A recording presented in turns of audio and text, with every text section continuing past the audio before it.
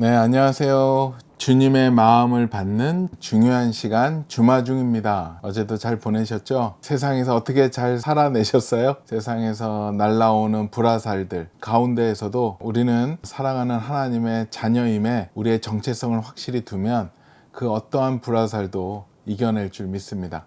오늘도 그 믿음을 가지고 살기 위해서는 우리에게 필요한 게 있죠? 주님의 약속의 말씀입니다. 주님의 마음입니다.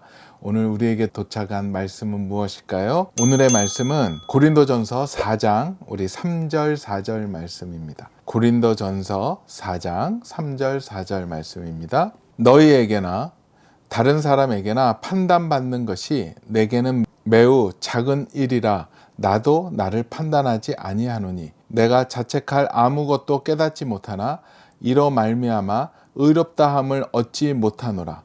다만 나를 심판하실 이는 주시니라. 아멘. 다시 한번 읽어드릴게요. 너희에게나 다른 사람에게나 판단받는 것이 내게는 매우 작은 일이라 나도 나를 판단하지 아니하노니 내가 자책할 아무것도 깨닫지 못하나 이로 말미암아 의롭다함을 얻지 못하노라. 다만 나를 심판하실 이는 주시니라. 아멘. 말씀이 조금 어려울 수 있겠죠? 이럴 때 우리 다른 버전 성경이 필요합니다. 우리 새 번역 버전으로 한번 나눠볼게요. 내가 여러분에게서 심판을 받든지 세상 법정에서 심판을 받든지 나에게는 조금도 문제가 되지 않습니다.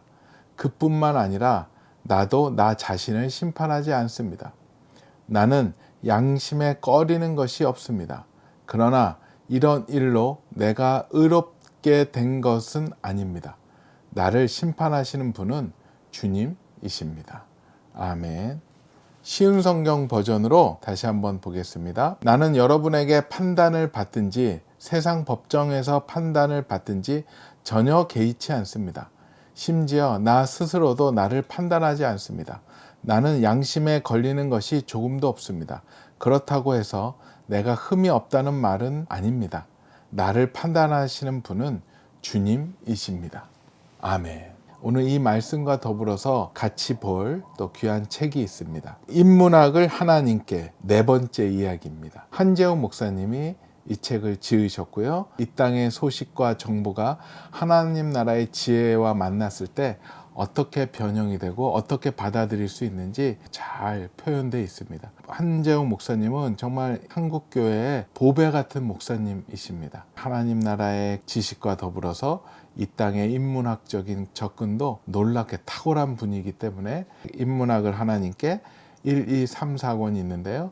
다 굉장히 신앙생활에 도움이 될 거라고 저는 확신합니다. 네, 이 내용 같이 읽겠습니다. 사람들의 평가에 초연하는 법. 수많은 세계적 명저들이 시대와 지역을 넘어 많은 사람에게 감동을 주고 사랑받고 있지만 그렇다고 이 작품들이 다 출판되자마자 환영과 칭송을 받은 것은 아니었다. 펄벅의 돼지, 마크 트웨인의 허클베리 핀의 모험, 윌리엄 골딩의 파리 대왕 같은 대작들도 한없이 얻어맞았다.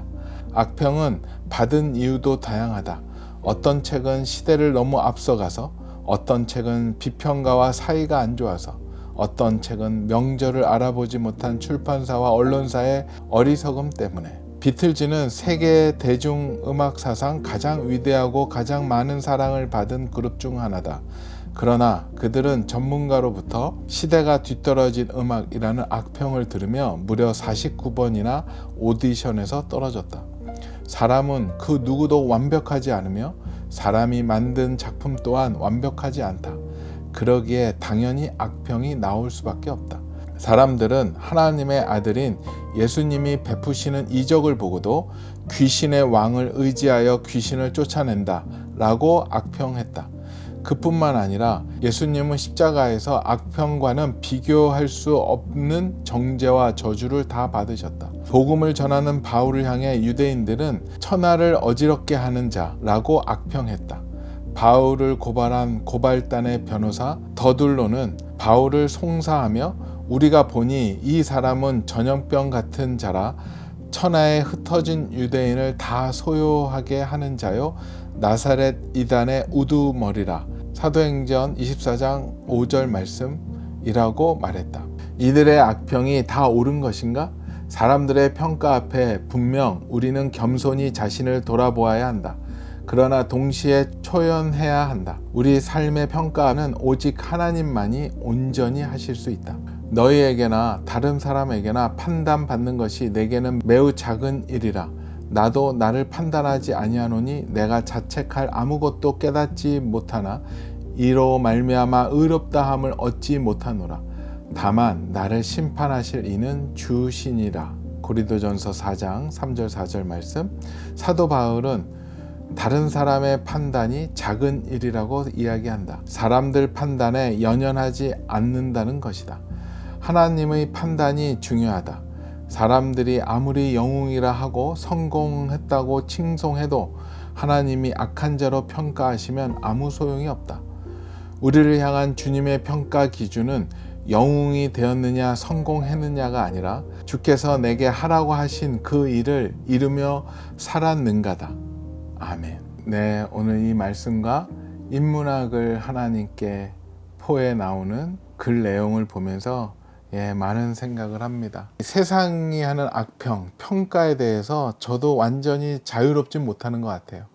계속 신경 안 쓰고 무시하고 반사하고 아무리 해도 또 사단은 끊임없이 우리를 향해 불화살을 날리고 함정을 파고 힘든 말로 어려운 말로 우리를 자극하고 무너지게 하려고 계속적인 도전을 합니다. 크리스찬 기업을 한다라고 하면서 많은 악평과 악담과 비난과 비판과 저주, 거짓과 그 함정 가운데 많은 상처를 받아온 것 또한 사실입니다. 그것을 이기기 위해서 매일 기도하고 믿음의 방패를 삼고 삽니다. 쉽지 않은 여정이에요. 남보다 조금 앞서고 또 영향력 끼치다 보면 더 많은 공격과 시기, 질투, 악평들이 날라옵니다.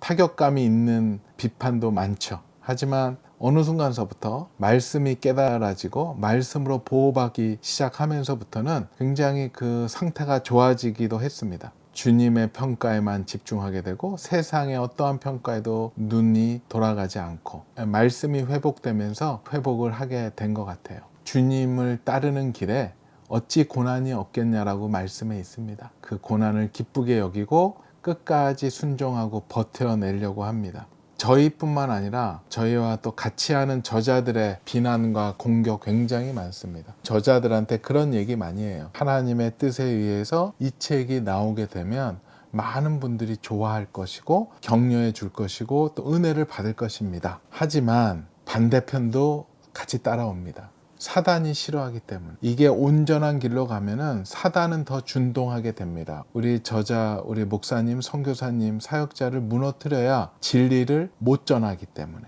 이 나눔을 못하기 때문에 어떻게 해서든 저자에 대해서 안 좋은 이야기를 할 것이고 악평을 할 것이고 비난을 할 것이고 함정을 팔 것이고 거짓 이야기로 여러분을 무너뜨리기 위해서 호시탐탐 노릴 거라고 해서 그 경고 또한 해드립니다. 물론 우리의 잘못으로 인해서 비판을 받을 때도 있죠. 하지만 그거는 우리가 얼마든지 수용하지만 말도 되지도 않는 사실, 거짓으로 인해서 또 그 거짓을 사실로 여기고 비난하는, 제대로 알지 못하고 알아보지 않고 비난하는 그 공격을 보면서는 뭐 어떡합니까? 이 길이 가시밭길이 될 수 있고 십자가의 길이 될 수 있다. 외로운 길이 될 수 있으니 깨어서 기도하면서 그 비난과 악평을 넉넉하게 승리하자고 화이팅 합니다. 그런 일이 생기면 같이 기도하면서 같이 또 방법을 찾고 다 같이 중보하면서 나아갑니다.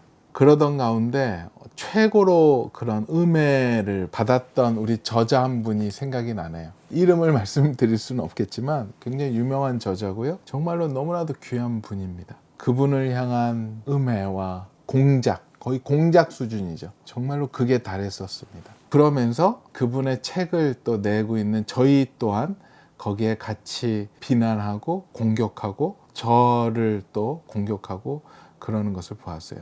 이야기 들어보면 정상적인 사람이면은 믿기 힘든 상황들, 거의 막장 드라마보다 더 막장인 그런 사연을 만들어서 가지고 옵니다.